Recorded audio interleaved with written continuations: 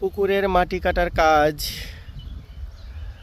মোটামুটি আমরা 70%, 60 বা 70% কমপ্লিট করেছি। দেখে মনে হচ্ছে যে ম্যাক্সিমামই শেষ, কিন্তু না, 70% কমপ্লিট করেছি আমরা।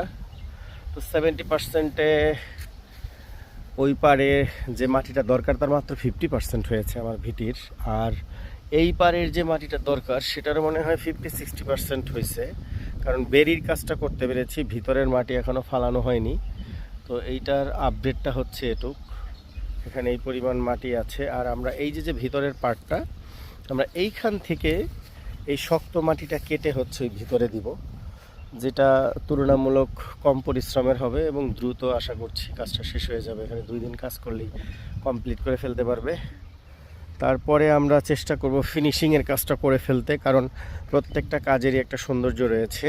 তো আমরা চেষ্টা করব শেষের দিনে যেখানে যেটা ছোটোখাটো ফিনিশিংয়ের দরকার সেটা করে ফেলতে। যেমন এই ভাঙাটাকে আমরা বন্ধ করব একেবারে সুন্দর করে বাঁশ টাস দিয়ে গেড়ে, যাতে করে আর সহজে ভেঙে না যায়।